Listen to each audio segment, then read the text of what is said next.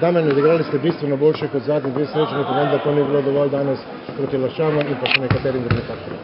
Ja, nič novega, sicer ne smem komentirati, sam bi se spomnil tekme proti Olimpiji polfinala in to je vse na drugo temo.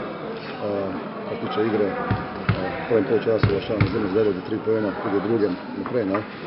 Ključni razlog našega poraza na parketu je odličen izjemen šut Laščanov za 3-1. Mi smo v drugem izjemno popravili ta šut, zadeli 7-15, kar je izjemno. Srečno zasilili podaljšek, nažalost v podaljšku pač se ni igralo po nekih pravilih, katera sem navajen.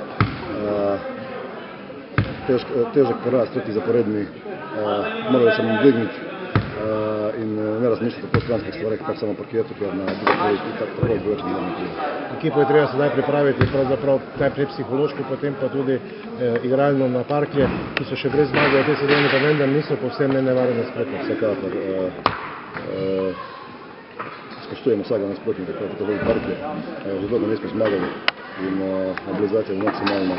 V soboto moramo počakati pauzo za še eno zmago in potem pač nadaljevati po novem letu, če se bo gledalo boljše, kot smo v tem zaključku, ki je povedno 3 kroga.